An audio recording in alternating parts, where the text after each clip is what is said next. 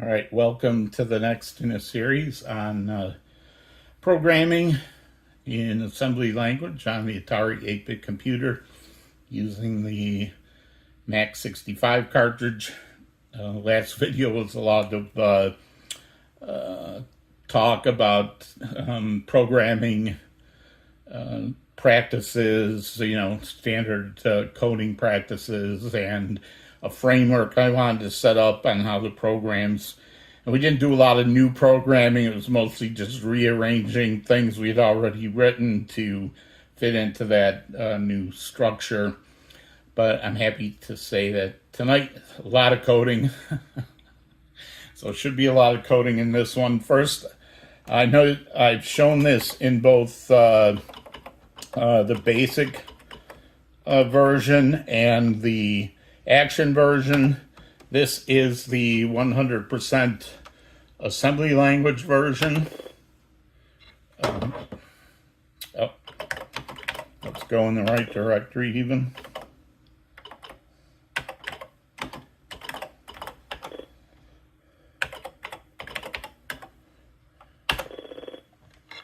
So this is the 100% assembly language version. Sorry for the artifacting again. I don't see it on my screen, but I see it on the recording. So that's all 100% assembly language. That's our goal, to get there tonight from where we were at the end of the last video. So you can see no cartridge involved there. I'm putting in Mac 65 now.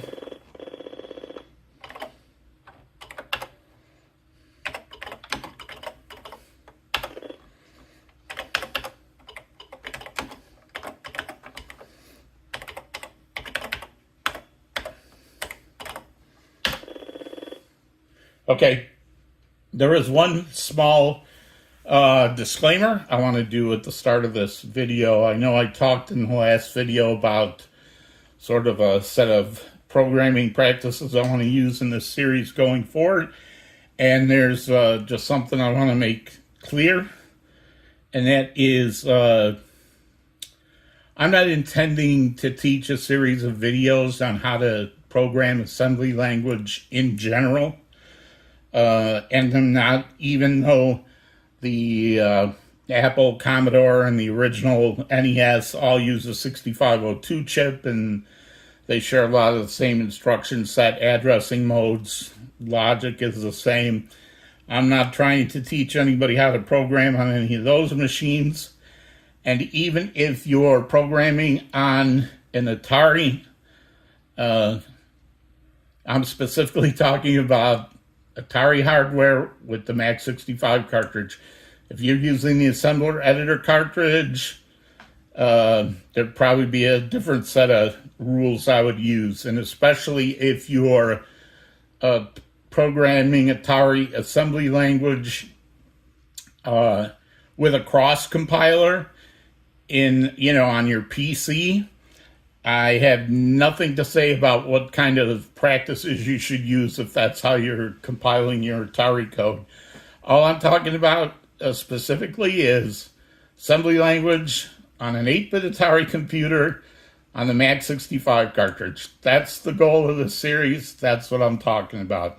So just so we're clear, because there's going to be, like, at least tonight even, there's going to be at least maybe three things that are going to come up that are specifically related to Mac 65 and not anything, not any of these other environments. So I'm just trying to establish what I feel, especially in the point of preparing a tutorial, is to produce code that, as I said before, which is standard across all languages, not just assembly language, to make it readable, maintainable, and consistent. And that's what I feel I've set out here, and that's what we're going to keep doing. And as we go along, I'll explain how various things fall into that.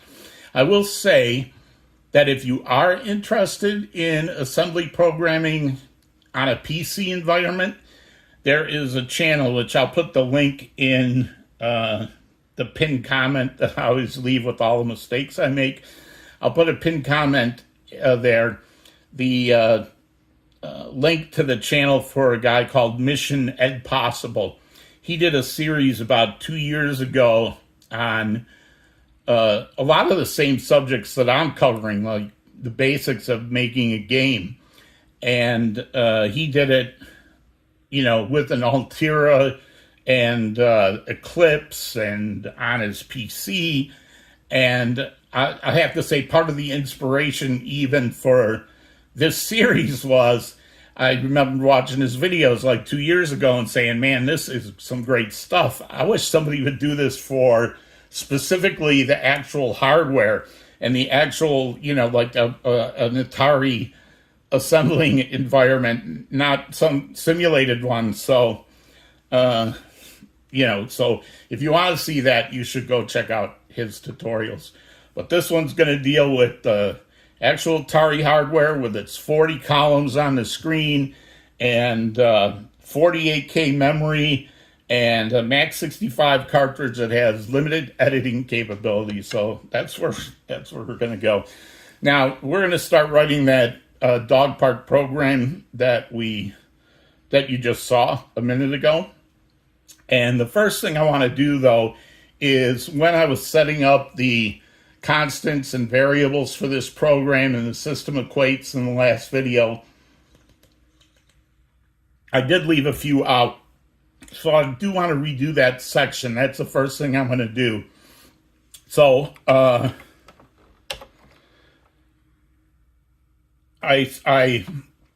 promise you that this is the only time I'm going to do this bit that I did a lot in the last video.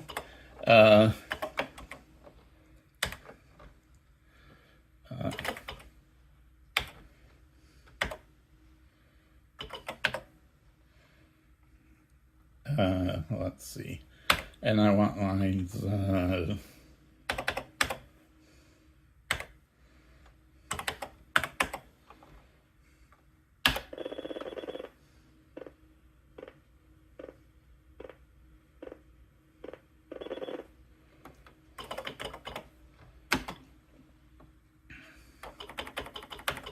Forget when I'm in DOS and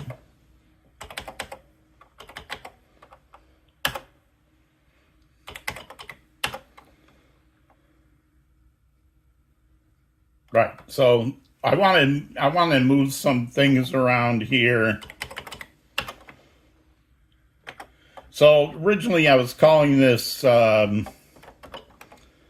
program end control, but what I want to do actually is just change this to say general system equates. Basically anything that's not oh, and I'm going to renumber this to give myself some room here.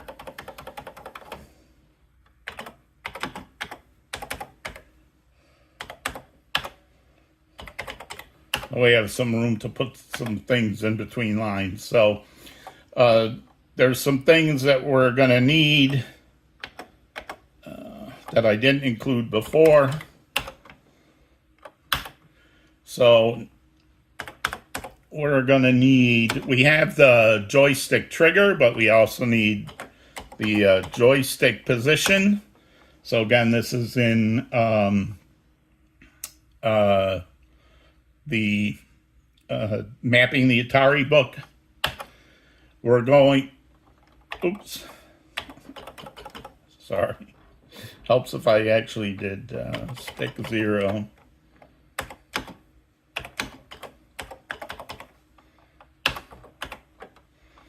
And then we're going to add in we're going to need the real-time clock. I'll talk about this later. This is location 16 and 4. It's location 20. We're going to need this. So if you saw when I was running the demo before, I had to put in a delay so that you could actually see the character moving on the screen. Because if I ran it at full assembly speed, you wouldn't you wouldn't be able to see it. I even think right now the setting I had is too fast because you can't really accurately control it yet, but we can play with that. But this location 20 is where it's actually 18, 19, 20, but the only one we're concerned about tonight is the real-time clock sitting at location 20. We're going to need our these we already had. In fact, they're right there. We'll just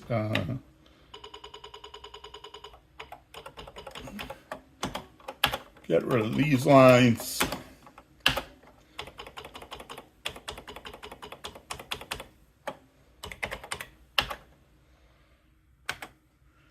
And those are the ones that I need. Then we're going to put a section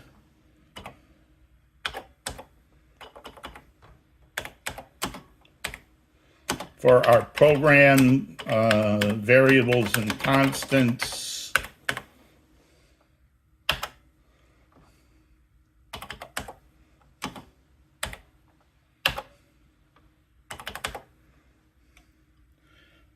We're going to have our hue, our luminance, and we're going to have color.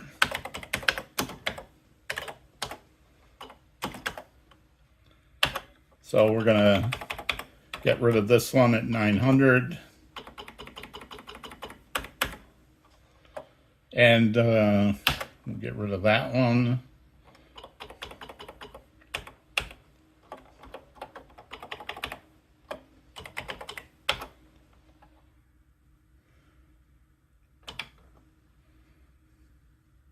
I like how it Mac 65 works even if it's in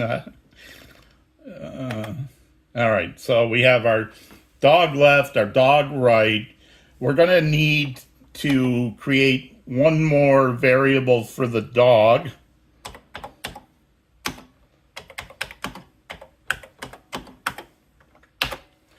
So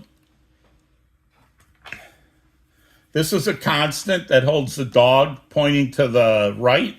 This is a constant that holds the dog pointing to the left. And I know right now it's just a greater than or less than symbol. We'll change that in the future. And this is a blank. Dog is going to be just a variable that's going to hold whichever one of these we're using at the moment. So when we move the dog on the screen, we're going to first plot a blank where the dog used to be. Then we're going to plot either dog right or dog left in the new place. So this is just going to hold whether it's pointing to the right or to the left. Now,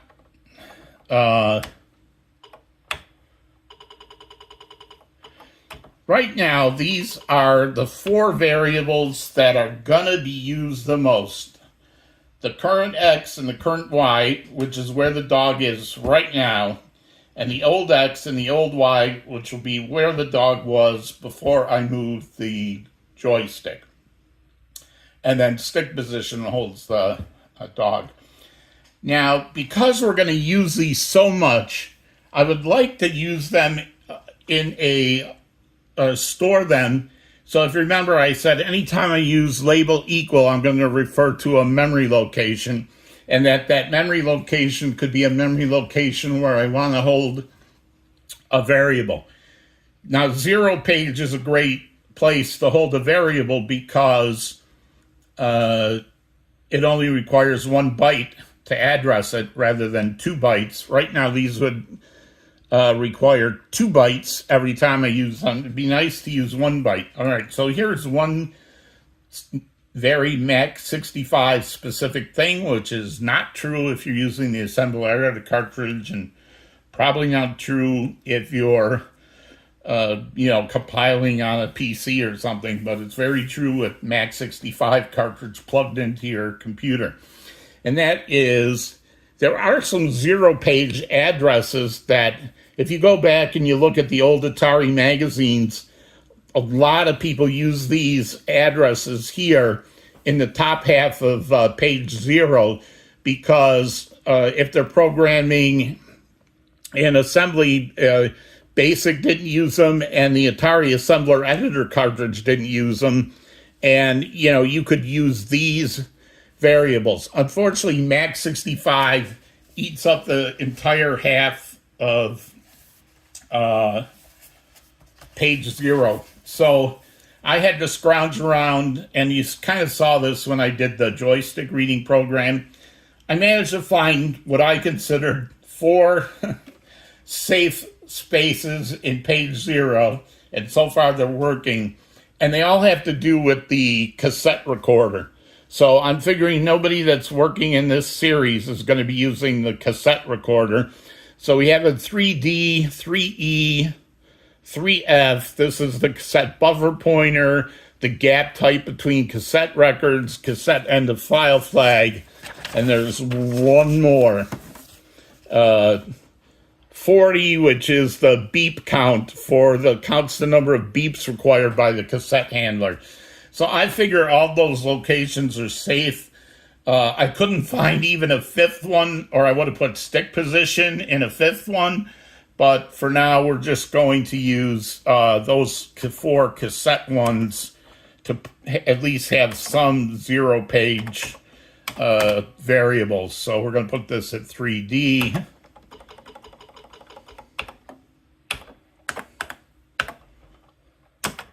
If anybody knows any 0-page addresses not used by Mac 65 or DDT and can provide the documentation to prove it, I'd be glad to hear about it. Right now, these are the only ones that I feel safe using. Okay, and the last thing that I want to add is some constants. So when we're moving the dog around the screen in graphics mode 1, there are 20 columns across, and there's 24 rows. And when you're counting in XY coordinates, it's 0 column to column 19 and 0 row to column 23 rows. So left to right is 0 to 19, top to bottom is 0 to 23. When we're moving the dog and we're changing this current X and current Y and old X and old Y, we need to figure out a way to handle when we get to the edges of the screen. And to do that, we're going to create some constants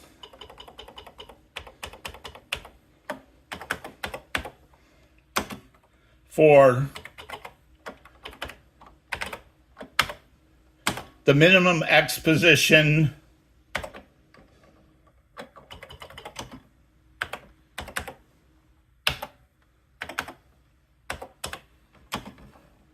the minimum Y position,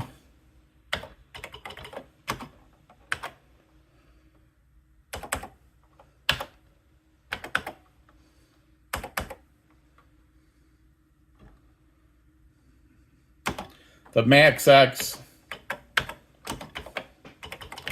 that's going to be 0, so that's going to be 19, which is 16 and 3, that's 19.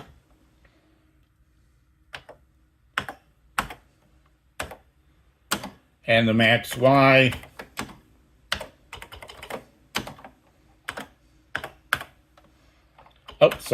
that is going to be not decimal 23, but 16 and 7, 23.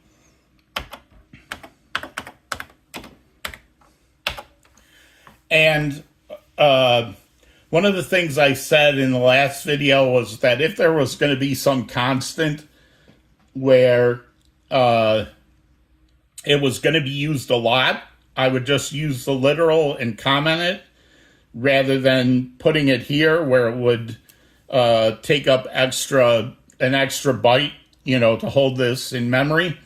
The reason I did this is strictly from a maintainability standpoint, because right now we're working in graphics 1 and these are the numbers, but we may want to change, like if we put text at the bottom of the screen for a high score, or we want to put something at the top of the screen if we want to change to a different graphics mode where the max X and the max Y change. I don't want to have to go and find all those constants in the program, even using the Max65 find function. It's much easier to come in here and just change these numbers. Well, let's see how this looks. So here's our general system equates. It's the trigger, it's the stick, it's the console buttons, the real-time clock, where color 0 is, the column cursor and the row cursor. We have our color, hue, luminance, dog right, dog left, blank, dog to hold the right or left. We have the current XY. These are variables that are stored in this memory location. That doesn't mean current X has a value of 3D, if you remember from last time. It means whatever the value of current X is, it's going to be in 3D as opposed to these. And there's one more constant I want to add.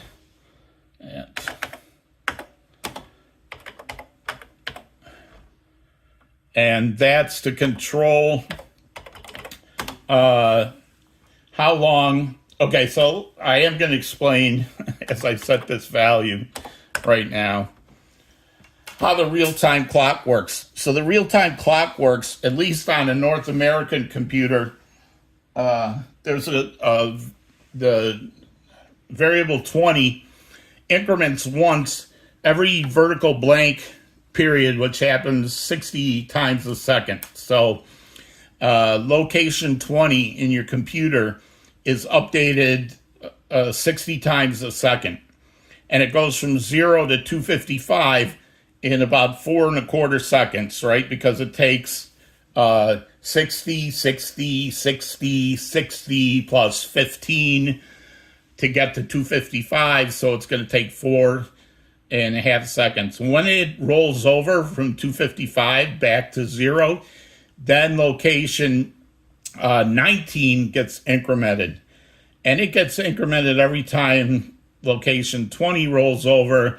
That's about once every 18 minutes location 19 changes. And I think location 18 changes once like every 36 hours. So, but all we care about is the one that counts in 60ths of a second. Keep in mind, and somebody who has a PAL Atari can let me know if this is true or not, but my suspicion is that location 20 changes every 5 seconds on a PAL machine because they have a vertical blank interrupt of 50 cycles per second, and I think it's still only updating location 20 on the vertical blank, even on a PAL machine. So somebody who has a PAL machine, you can let me know. But in any case, right now what this is 15. So if I have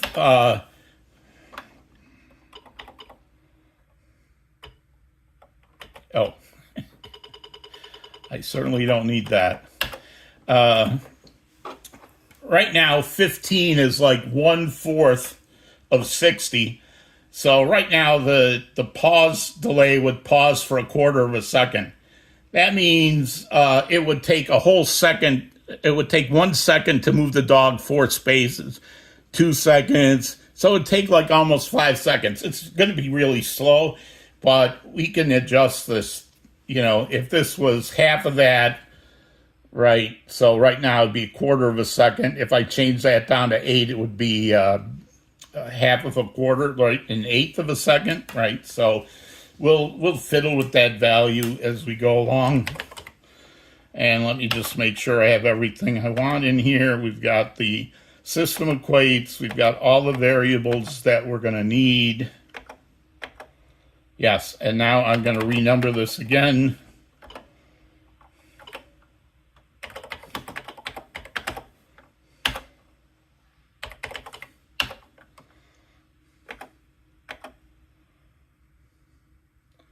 And then I'm going to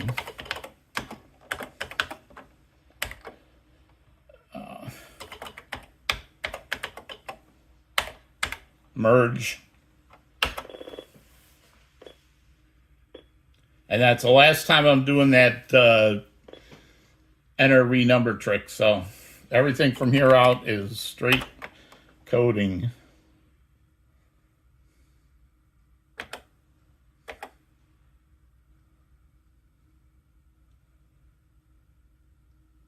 All right, everything looks to be there. Let's start writing some code. The first thing we're going to do is write the main routine, the main logic to our code. And I'm just really following the same pattern I used for both the basic version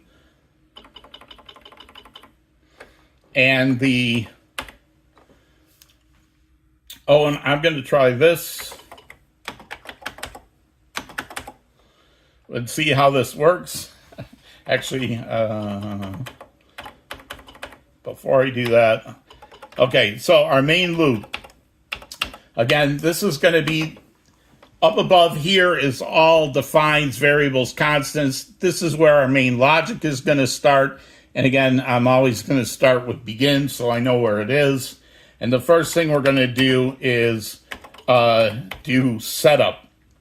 What is setup? Setup is the part that we've worked on up to now, which is use IOCB to set up a graphics 1 screen, to set the background to green, to set the character color to black, and to plot the character initially on the screen. And we're going to modify that just a little bit today. For one thing, we're going to make it into a subroutine. So that's the first thing we're going to do. And let's see if I can... So this is based on a viewer comment. So we're going to see how far I can get before I mess this up. What is it? All right. So for our main routine, after we do setup, we're going to go into our loop. And in our loop, it's going to consist of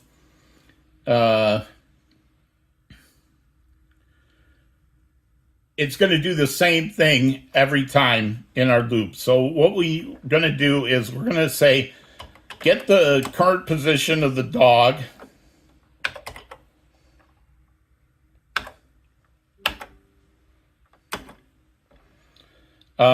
Copy that into the old X position of the dog. Get the current Y position.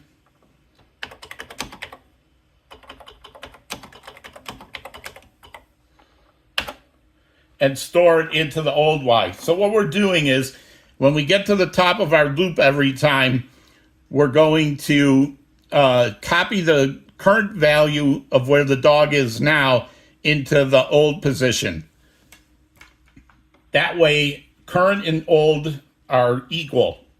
Then we're going to check if the joystick has been moved. If the joystick hasn't been moved, then we're not going to do anything. But so we're going to do and I'm going to comment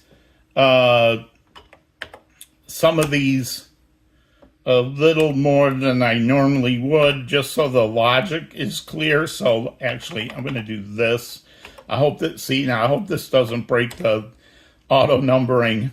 See, that's why I think I have problems, because you know what, I'm not going to do that. I'm going to do this first.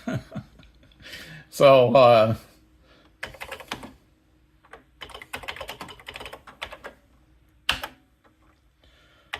let's see if I can come back down here and it'll work, but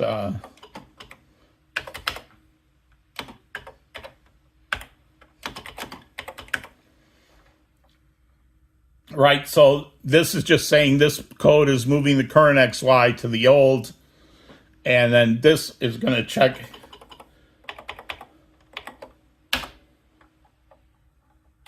Okay, so it still went back to 160. That's good. That's good. I'm happy with that. All right. Now what we're going to do is we just called check move. How check move is going to work is if the stick didn't move, then the current X and the current Y are going to be the same as before I called check move. If they changed, which means somebody moved the joystick, the current X and the current Y are going to change. So now what we're going to do is we're going to basically load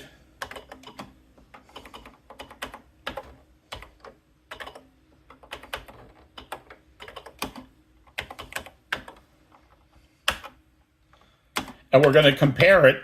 We're going to compare the old and the new. If they are not the same, that means here I made sure they were the same. Then I called the joystick routine. And if I came back from the joystick routine and now they're not the same, I'm going to move the dog.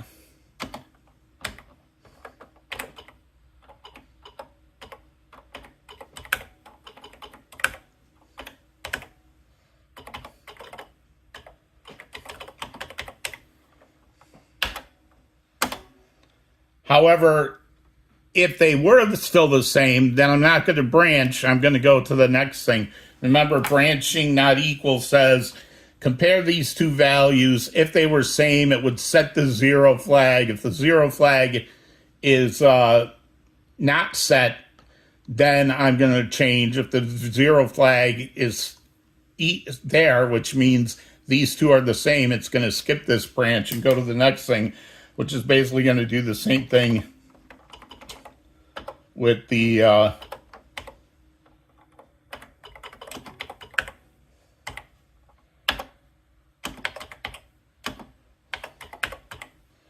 right now we're going to compare it. So if they didn't change the X, I'm going to check if they changed the Y, and I'm going to do the same thing.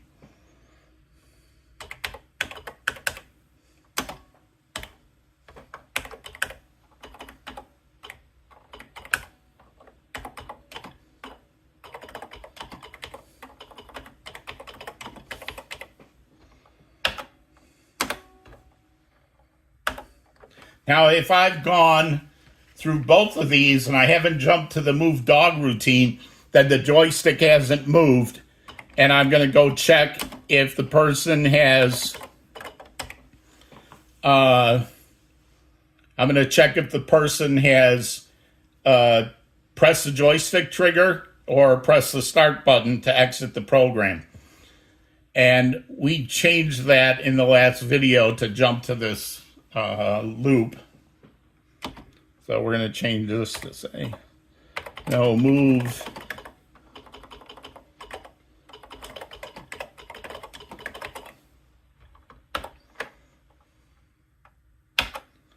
otherwise.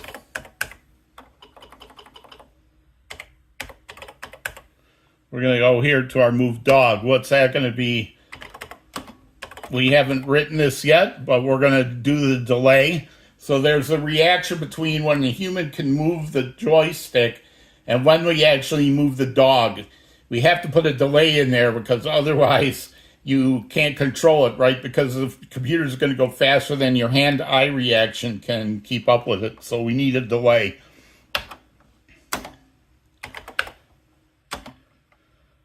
Then we're going to draw the dog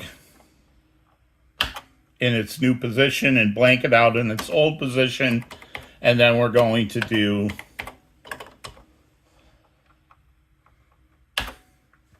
and that's our whole main loop. Now, in case you're wondering, like, when do I use, like, jump to subroutine versus jump?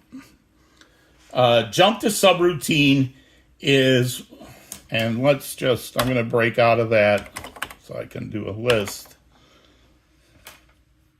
to show the whole, all right. So when do I use a jump to subroutine for like setup, check move, draw dog versus a jump? Jump to subroutine is when you want to call a routine and when it's done, you want it to execute on the next line. So after setup, the next thing I want it to do is this. After I check whether the joystick moved, the next thing I want it to do is this. Here, check exit. When that's done, I don't want it to go down here to move dog. It's either going to, one, exit the program if they have the joystick button pushed or if they have the start button pushed, or it's going to come back up here to loop and start executing through this again. So you use jump subroutine, so when you come back, you want to go to the next routine. So after delay, I want to draw the dog. After I draw the dog, I want to check exit. Check exit is going to decide whether it exits the program or whether it goes back to the start of the loop. That is our whole main logic.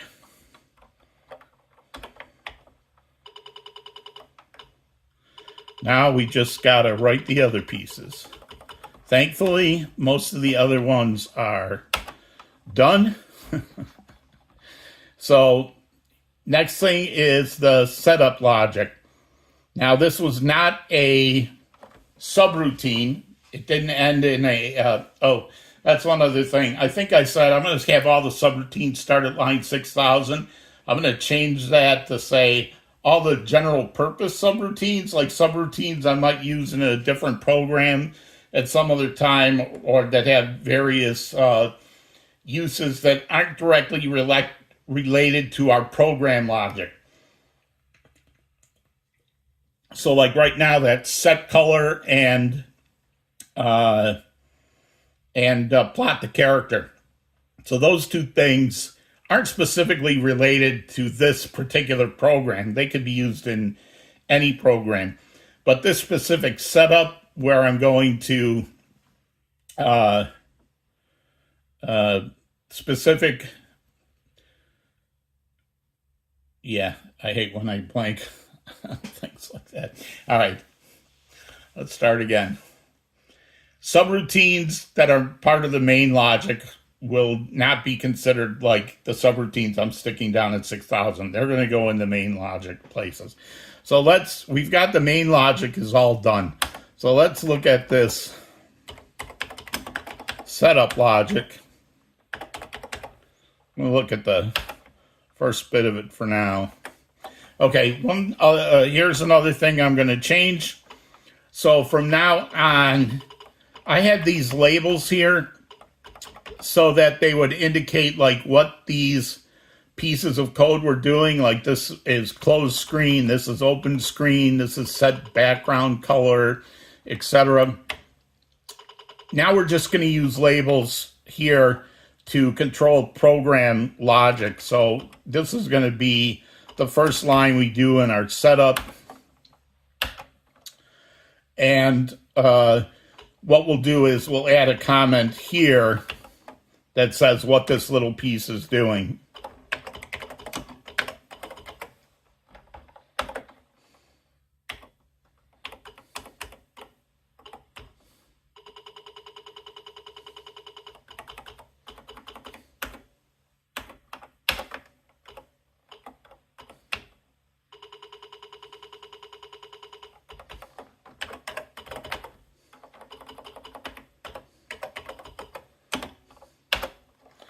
All right, this doesn't have to change.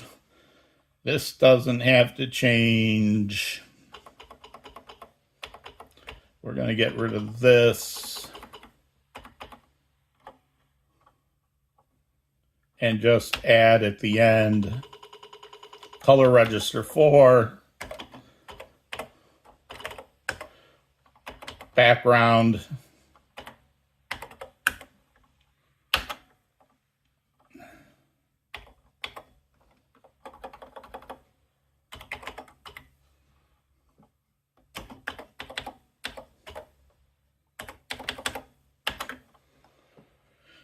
so our setup routine is going to,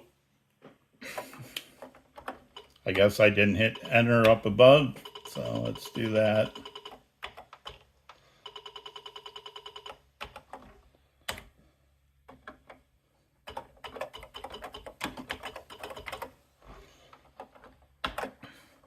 It's going to close the screen. It's going to open the screen. Let's put in, we can still put a blank in between here just to separate what these things are doing. Then this is going to open the screen for graphics 1 in read-write mode. That doesn't have to change.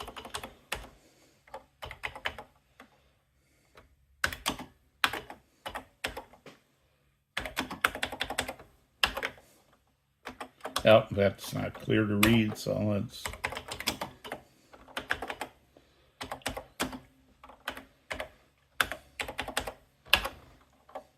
All right, and this was set character color.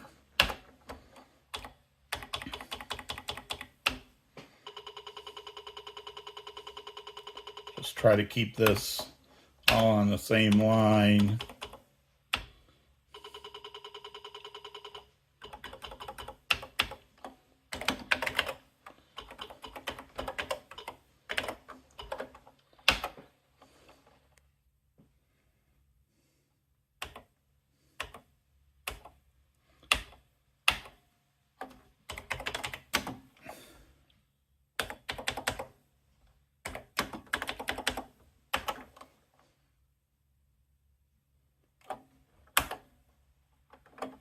All right, so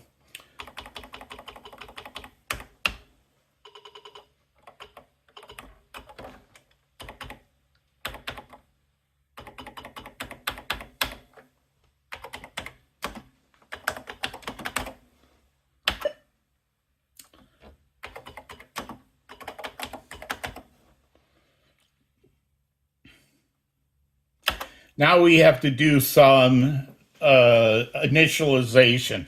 So we've got the character color, the background color. We want to initialize. We want to initialize the setup on the screen. So the first thing we're going to do is get the dog in the pointing to the right position, and we're going to store that in dog. We're going to store that in color, which is different than color 0. Remember, color 0 is the color register. This is our variable that we're going to put in the accumulator for the plot command.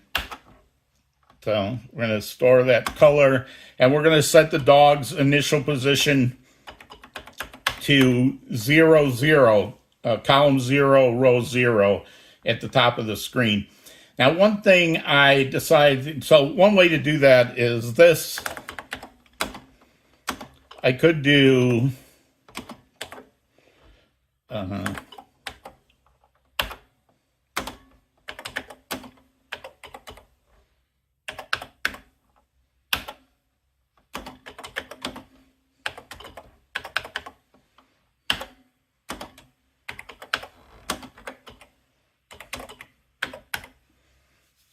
right, I could do it this way, but I want to change. I'm going to change this plot thing because I'm going to need it not only here at setup.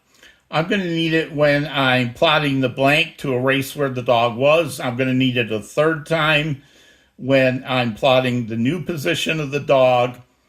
So I want to make this plot subroutine a little more useful. So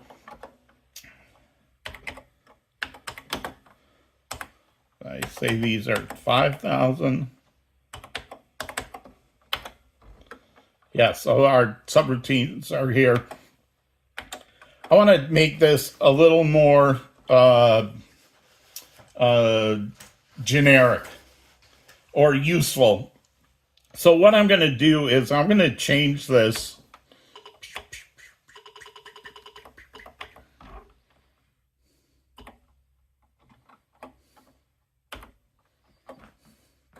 And hopefully this will make sense when I'm done. We're going to go down here and say, this part I want to leave as it is.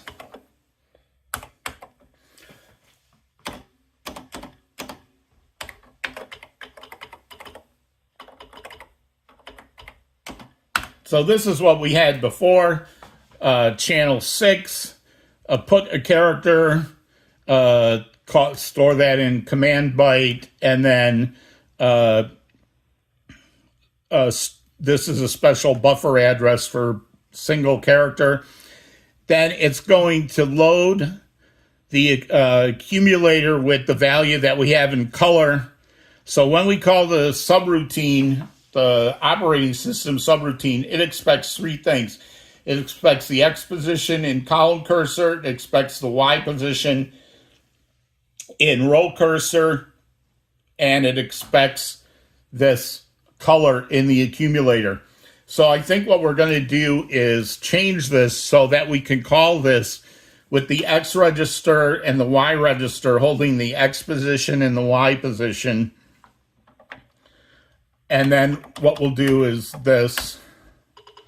And to make it clear, it's not just the regular plot now. We're going to add a little logic. I'm going to just call it plot character.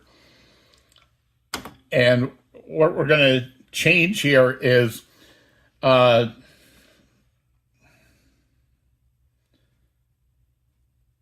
going to assume that when this is called, the X position, and when I X position, not exposition like the explanation of what I'm doing here, not like plot exposition, but the position of X. We're going to assume that the X register is holding the column. And so when we call this, we're going to assume it's already set up. So we're going to transfer what's in X into the accumulator.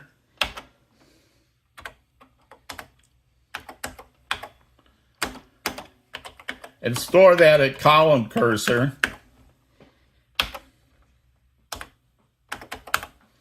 We're going to assume that the Y position is in the Y register.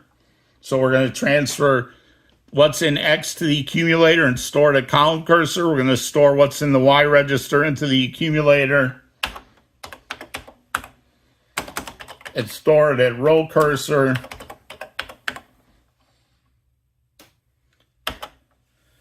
Now when I do the rest of this, and I get down here to call this subroutine, I know I don't have to rely on, I have to rely that X and Y were set up properly, but then it will call when this is called, it'll have this set up, it'll have this set up, and it'll have this set up, which are the three things that it needs.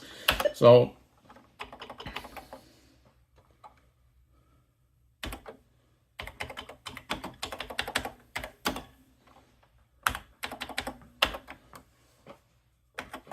how that works again is we're assuming that when this is called, the X register is holding the X position, the Y register is holding the Y position. We're going to store that in column and row.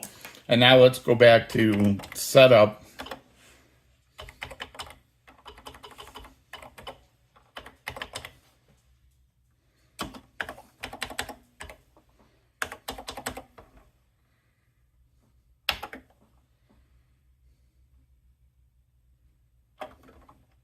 So instead of it doing like this, what we're going to do is, so this is already set up color for our routine.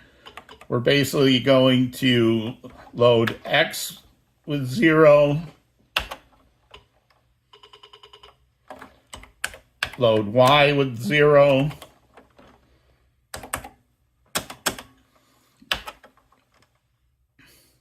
and then just call the subroutine.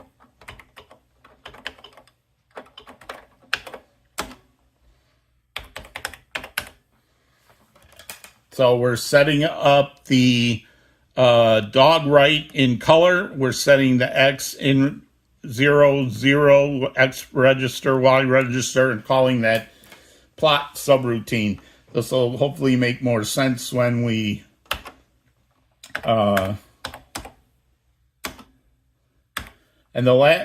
so now we've set up graphics 1, we've set up the background register, we've set up the character color, and we've set up the initial dog position, and we also need to, we're not quite done yet.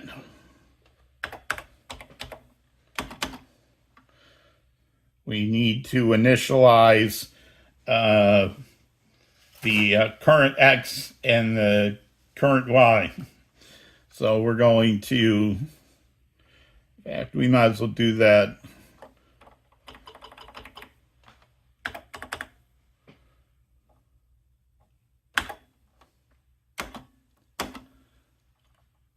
So actually, we're gonna do it this way. So we're going to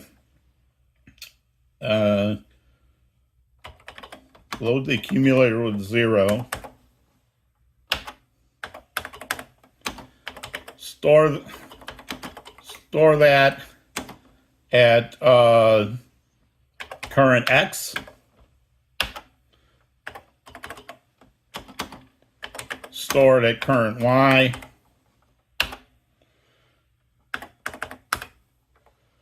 And then on 2340, instead of loading the X register with the literal 0, we can save a byte by just transferring the accumulator into the X register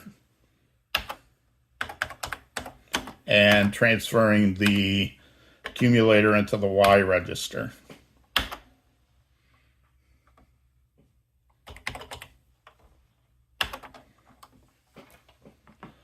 Let's see how there's our main logic.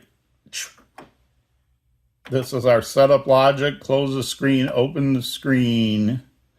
This is our, so let's comment this stuff a little.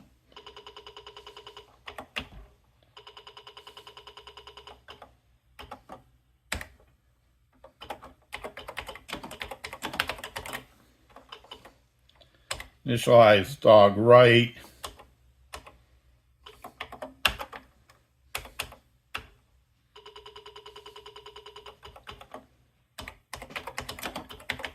Init the positions, right? So we want the current X, current Y. We're setting it up X and Y in color before we call this plot character.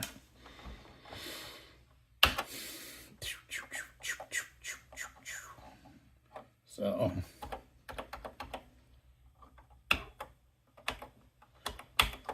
now I think we're done. So we're going to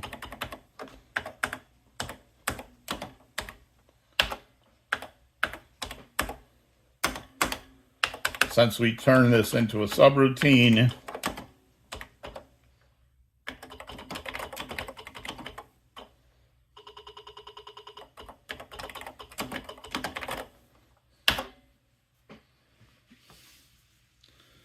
all right, so let's go back.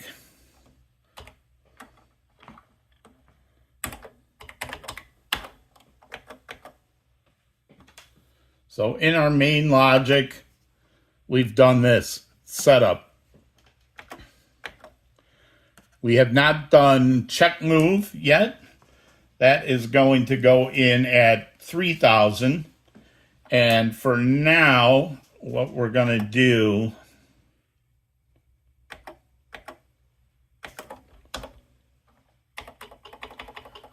check move is the most complicated piece of logic we're doing, so I'm going to save that for last.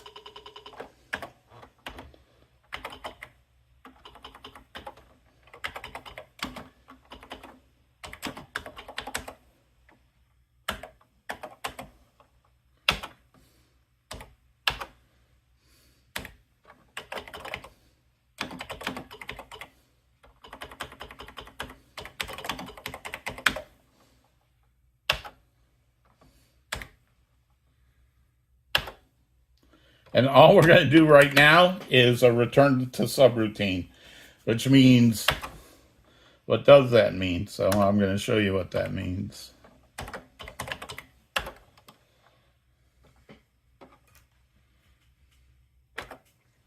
Here's our main logic.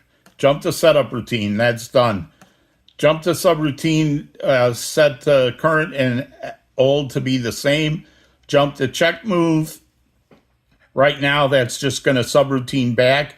Since old X and current X are still the same, it'll check if the Y's have changed. They have not changed, so it'll jump to check exit. So we're going to make sure this works, check exit.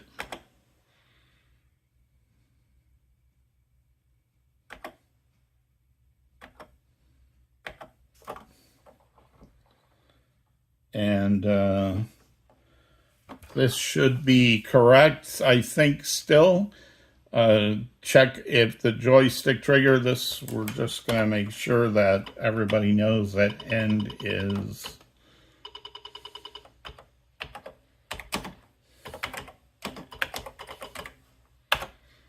and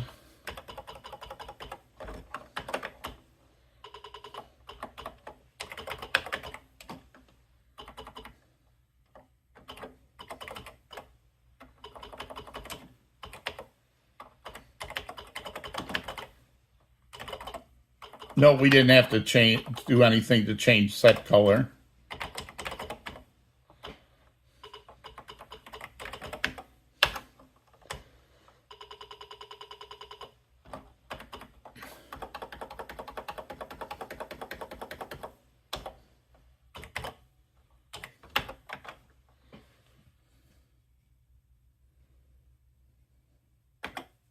So check exit looks good. Delay and draw dog. So we're going to change, that's the code that's going to be starting at 4,000. So this is going to be up here.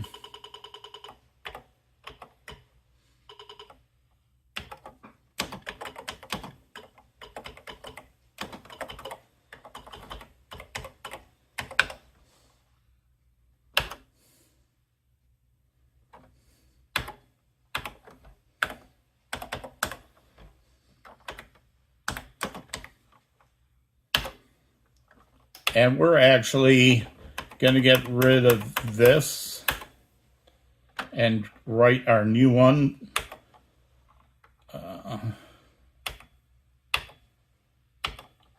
I'm just going to make sure I have enough room here.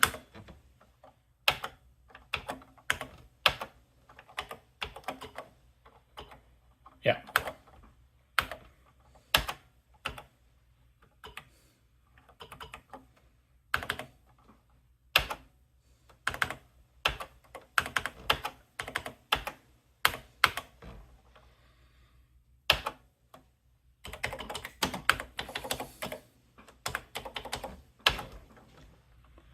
The biggest adjustment for me on X65 is dealing with code with line numbers again. Man, it's killing me. All right. So we're going to delete to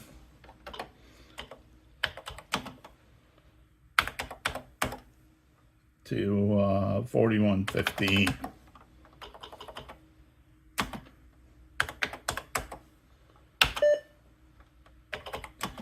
I can never remember when it wants a comma and when it does not want a comma. Oops, let's see.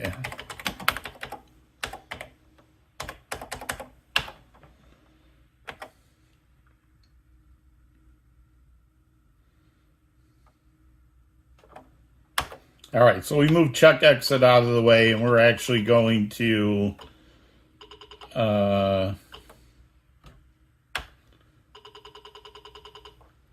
I'm just going to delete this as well.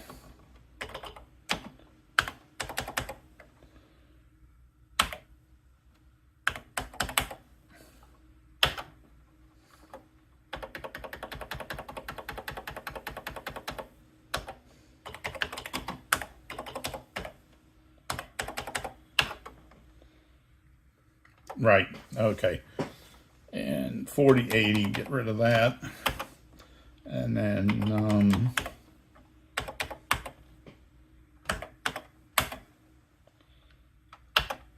so now we're going to do the draw dog subroutine, which is not going to be that hard to do since we set up that plot character to make it a little easier. So that when we do the dog drawing, the first thing we want to do is erase the dog from the old position. So what we're going to do is we're going to load the accumulator with blank. Remember, that's a constant for the space character.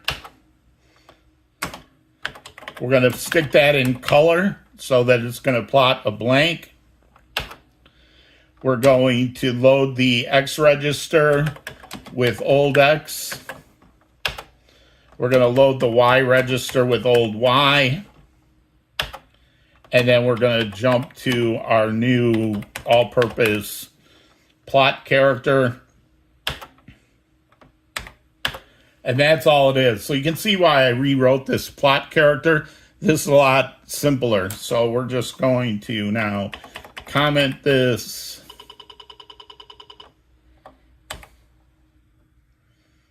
So we're going to say blank out old.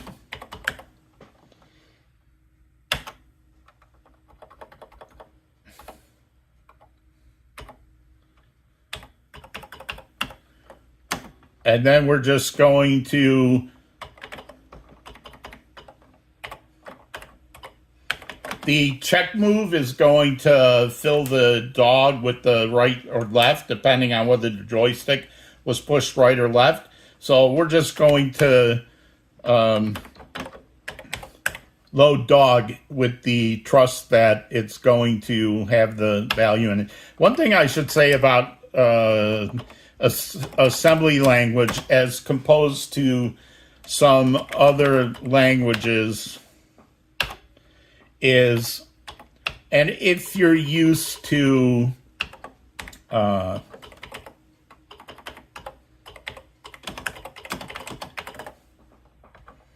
like Atari Basic,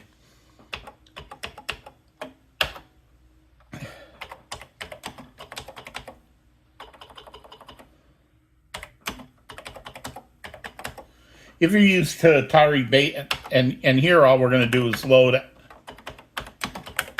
with the current X, load Y with the current Y,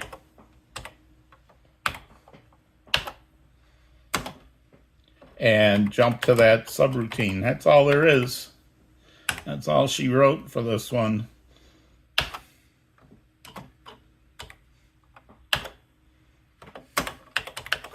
And that's all there is to draw dog.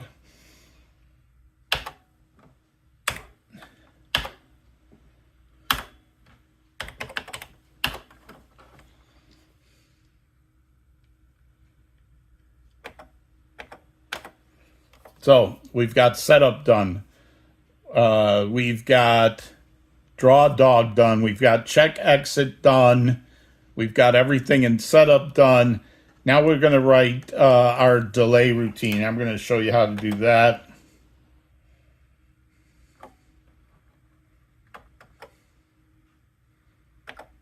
And we'll all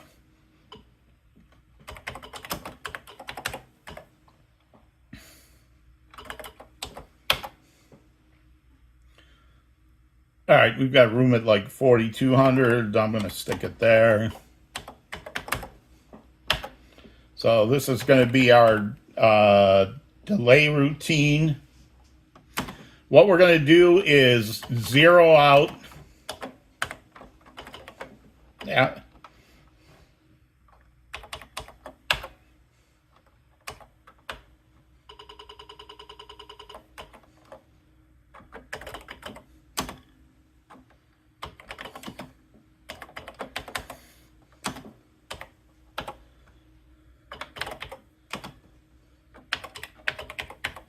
We're going to zero out the real-time clock.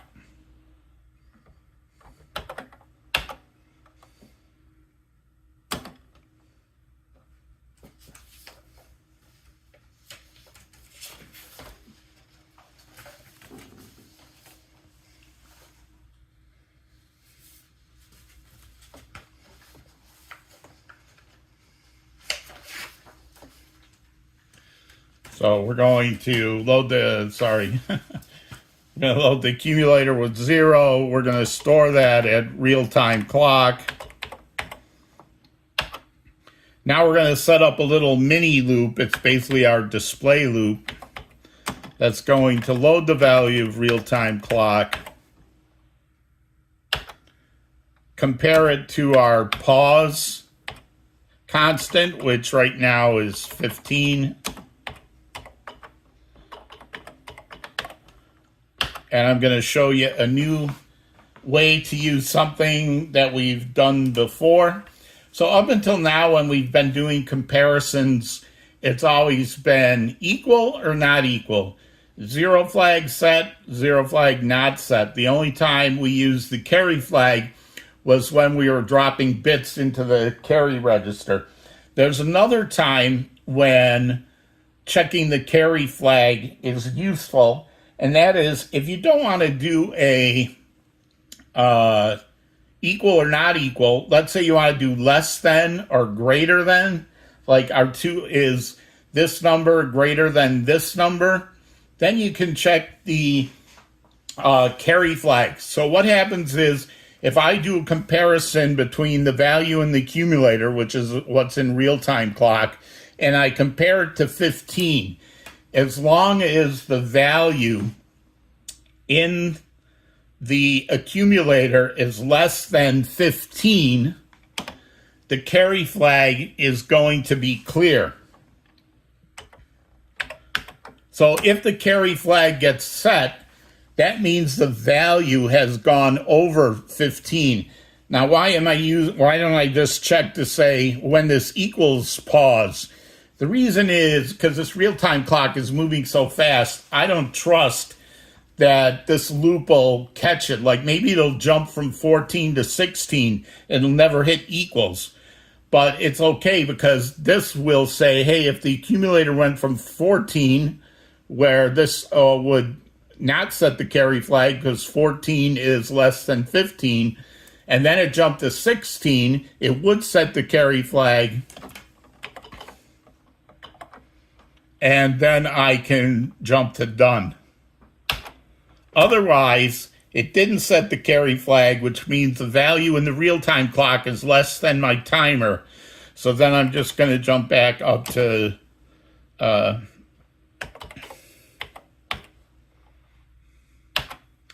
so this is otherwise, right?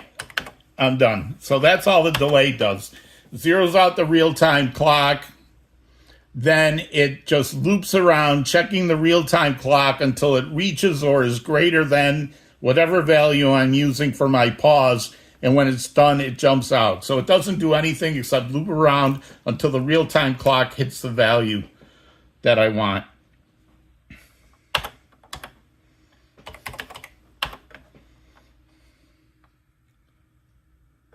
Oh, you know what? It's about time I change this to 2.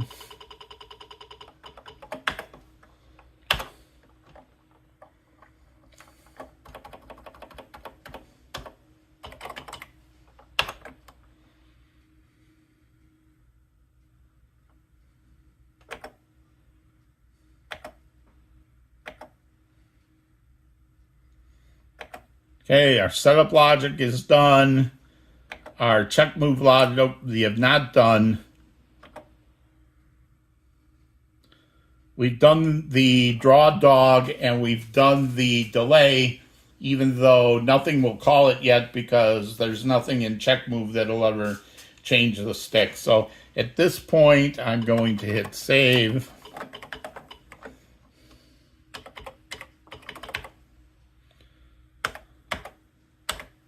I guess I could have called it 3, right? And I should get a clean assembly on this. I'm okay right now to check that because, right, I'm not assembling to memory.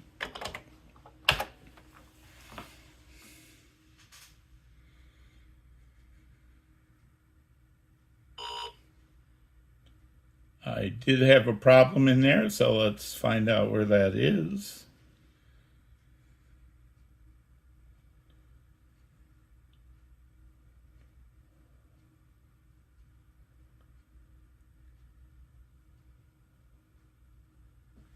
All right, so there was one issue.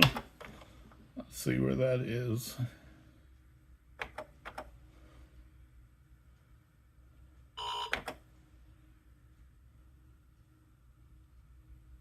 Oh, I guess I didn't have the right name for that label. So, all right. So let's CHKMVE. I probably called it something else, or maybe I didn't even put the label on it. There's a setup. Yep, I didn't put the label there. So let's do that.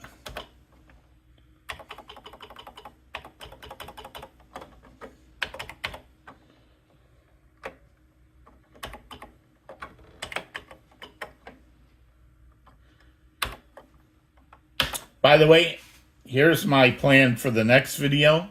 The next video is actually going to be how to debug your running program. So like right now, this was just checking assembly errors, but we're going to talk about debugging an assembly program in the next one. I'm going to show you how to do it. There's only one thing more scary than debugging assembly for me is maybe debugging multi-threaded Java. But I've mastered both now, so whee!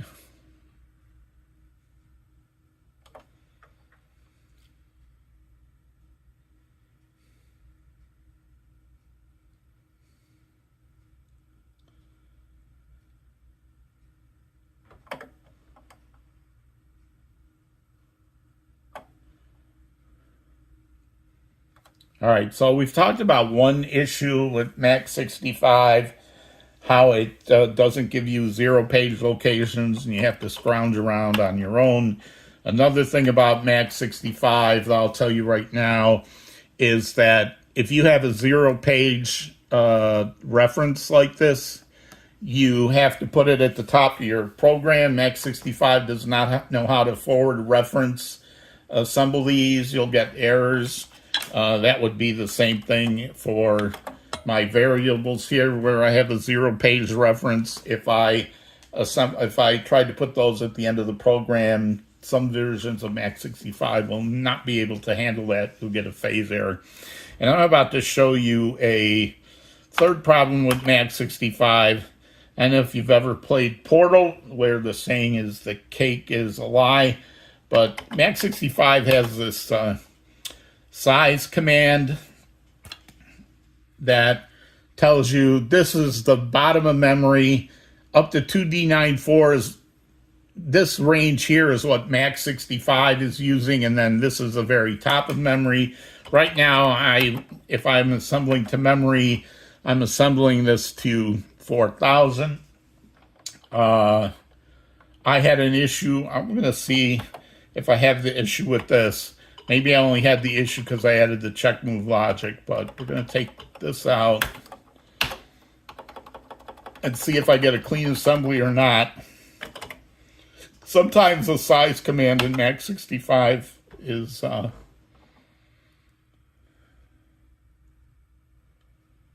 not always trustworthy, because what it does is it as it's assembling your program into memory starting at like location 4000, it's also building a symbol table on top of the memory that it says it's using. All right, so I got a clean assembly here. Maybe you'll see that later.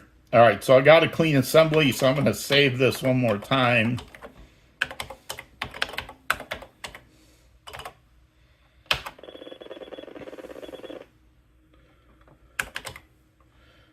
And this should run, but all it's going to do is do the setup, put the thing on the screen, but since we're not actually going to be able to check the joystick yet, the only thing that should happen is the check exit logic. So we're going to go here, and the program execution is going to start at 4000F, which I saw during the, the assembly. All right, maybe I did.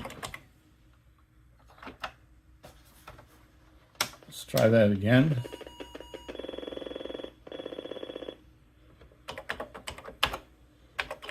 Or maybe it did do what I thought it was going to do. So...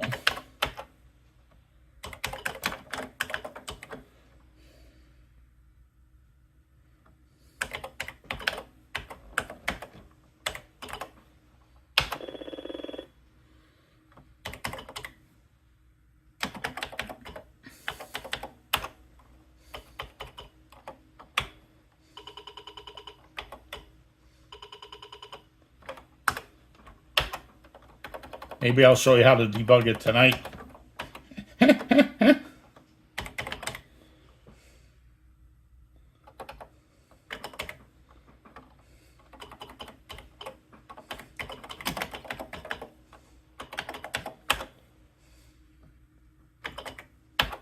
What can happen is Mac65 will build the symbol table on top of what it says is the top of memory that it's using, and it'll build it right up into your code at 4,000. So I'll show you there's two ways you can get around that. This is one of them. You just change the address to like 5,000 instead of 4,000.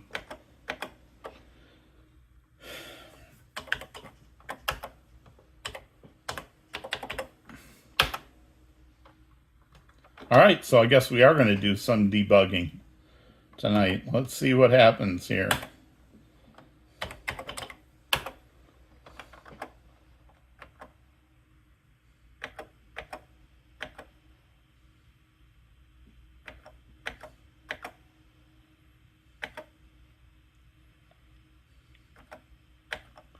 All right, so one way that we can do some debugging is to actually set a breakpoint in our code.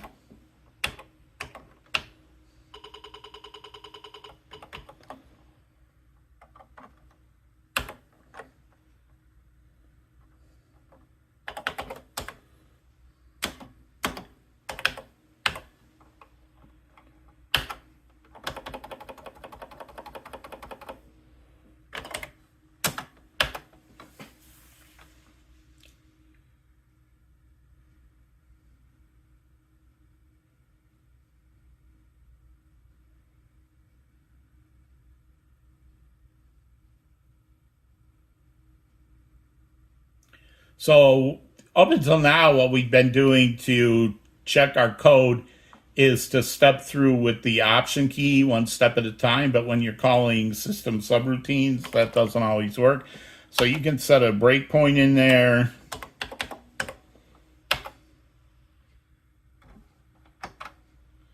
So we can see that at least the subroutine that calls graphics 1 and sets the color. So we know that that part works. So now we can, so the next thing you do is you can go to, you can set the program counter to this next location, 507B. Okay, so I'm going to load the accumulator with 3E, which is the dog facing right. I'm going to store that in dog. I'm going to store that in color. I'm going to load the accumulator with 0.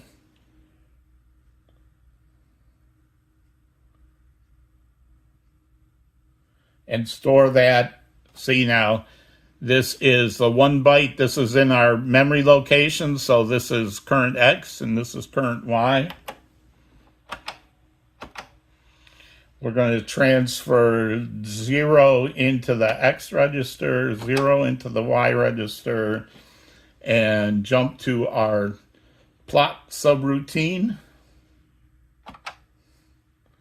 It's going to transfer X into A and store 0 in column cursor and a 0 in the X cursor. It's going to load the accumulator with the command to do a put character. This is the buffer address. we're going to load the accumulator with the value in color. So I expect that to be 3. I expect that to be 3E. 3E, right?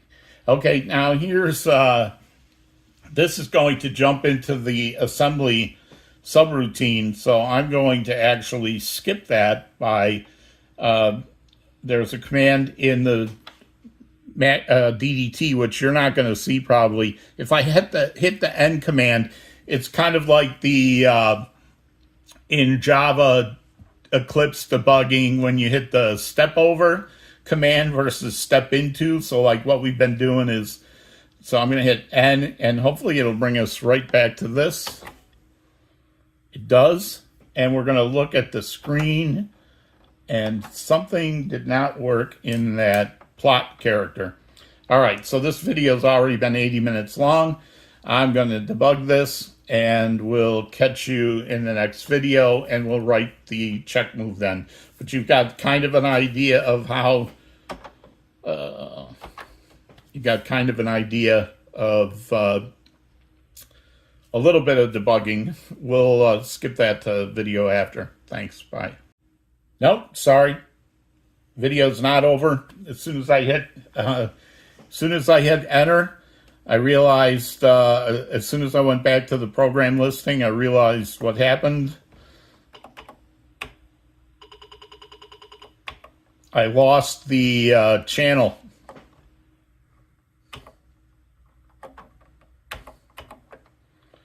I had right in here, it should have been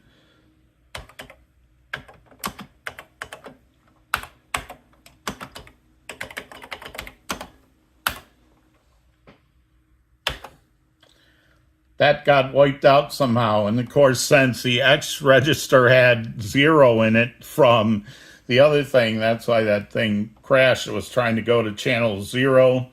So let's save this.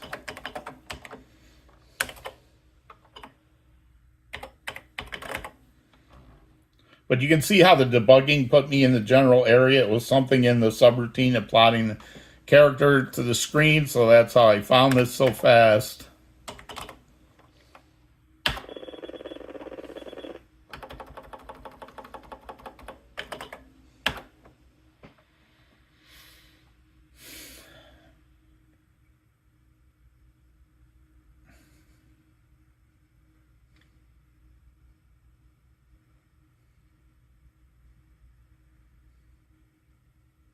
So you got a quick lesson in debugging. Oh, I got to take that break comment out.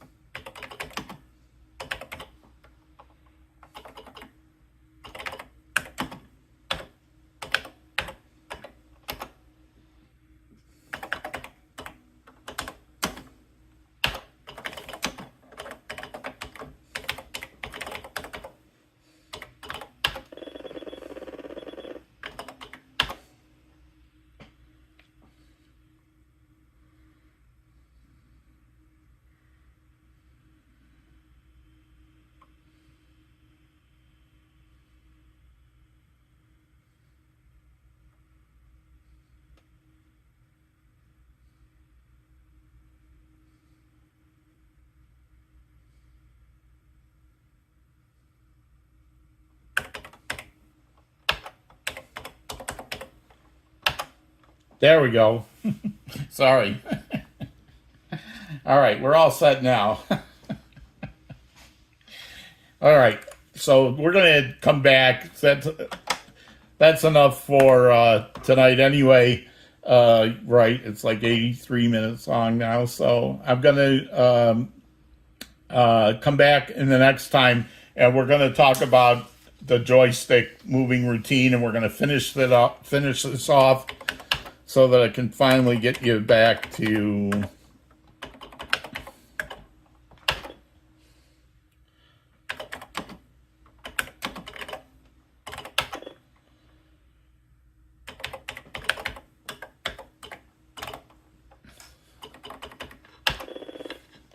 right, so I can get you back to this. All right. Well, I hope there was some enlightenment there. We talked about jump subroutine versus jump. We talked about using branch on carry set for greater than equal or less than equal, how to do that. We talked about global variables. We cleaned up this code. We wrote our main routine, and we'll come back and we'll talk about how to check the joystick move and update the dog position. Thanks. Bye.